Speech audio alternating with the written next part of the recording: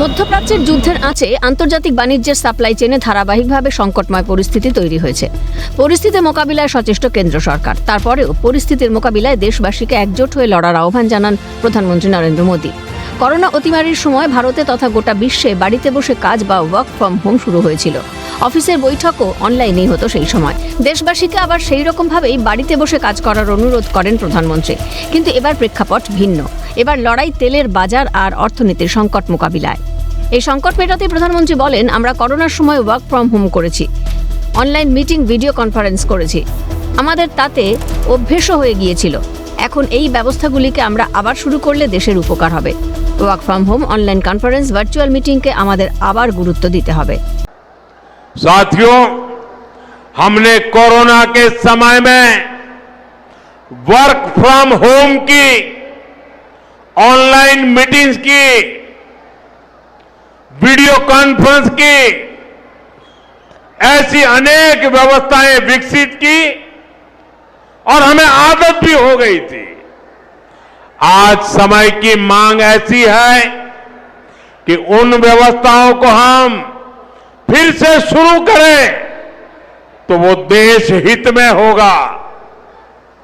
Work from home, online conferences, virtual meetings, इनको हमें फिर से प्राथमिकता देनी है। পশ্চিম এশিয়ার যুদ্ধ পরিস্থিতি ভারতের ওপর গভীর প্রভাব ফেলেছে, সে কথারও উল্লেখ করেন নরেন্দ্র মোদী। এই অবস্থায় দেশের বৈদেশিক মুদ্রা ভান্ডার বাঁচাতে পেট্রোল ডিজেলের ব্যবহার কমানোর জন্য দেশবাসীকে অনুরোধ করেন প্রধানমন্ত্রী। তেলেঙ্গানার সেকেন্দ্রাবাদে এক অনুষ্ঠানে প্রধানমন্ত্রী স্পষ্ট বলেন, অপ্রয়োজনীয় যাতায়াত বন্ধ করে জ্বালানি বাঁচাতে হবে। তার পরামর্শ, দরকার ছাড়া গাড়ি বের করবেন না। साथियों, आज जो संकट है उसमें हमें विदेशी मुद्रा बचाने पर भी बहुत जोर देना होगा, क्योंकि दुनिया में पेट्रोल डीजल इतना ज्यादा महंगा हो गया है, पहले से कई गुना ज्यादा कीमतें बढ़ गई है। तो हम सबका दायित्व है कि पेट्रोल डीजल की खरीद पर जो विदेशी मुद्रा खर्च होती है, पेट्रोल डीजल बचाकर हमें वो मुद्रा भी बचानी है। দেশের প্রধানমন্ত্রীর এই পরামর্শকে স্বাগত জানিয়েছেন অর্থনীতিবিদ থেকে আন্তর্জাতিক সম্পর্ক বিশেষজ্ঞরা।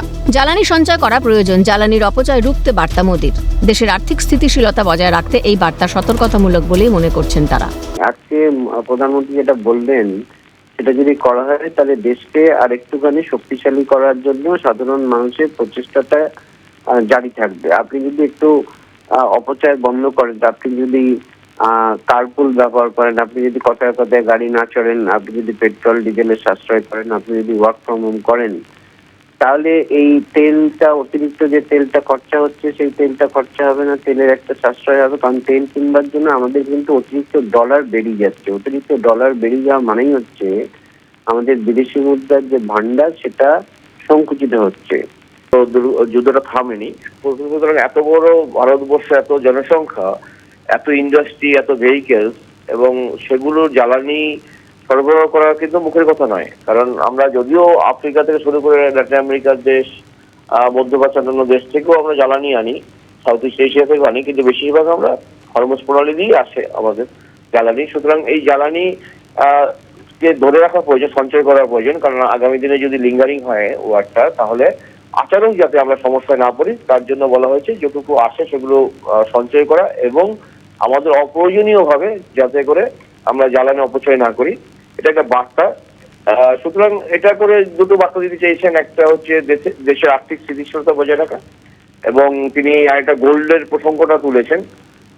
পাশাপাশি তিনি বলেছেন যে প্রধানমন্ত্রী যে ওয়ার্ক ফ্রম হোম, তাহলে হয়তো মানুষ যানবাহন কম ব্যবহার করবেন, জ্বালানি সাশ্রয় হবে। এটা একটা আগাম সতর্কতা। উদ্ভূত পরিস্থিতিতে দেশবাসীকে সোনা কেনার উপরেও রাশ টানার আর্জি জানান মোদী। পেট্রোল, ডিজেল, রান্নার গ্যাস, ভোজ্য তেল, সোনা, তামা, রাসায়নিক সার, এই পণ্যগুলির একটি বড় অংশ বিদেশ থেকে আমদানি করতে হয় ভারতকে। টান পড়ে দেশের বৈদেশিক মুদ্রা ভান্ডারে। বর্তমান পরিস্থিতিতে বিশ্বব্যাপী এই পণ্যগুলির যোগানের উপর প্রভাব পড়েছে। মূল্যবৃদ্ধি হচ্ছে আন্তর্জাতিক বাজারে। এই অবস্থায় দেশবাসীকে এই পণ্যগুলি সংযমী হয়ে ব্যবহারের অনুরোধ করলেন প্রধানমন্ত্রী। ক্যালকাটা নিউজ।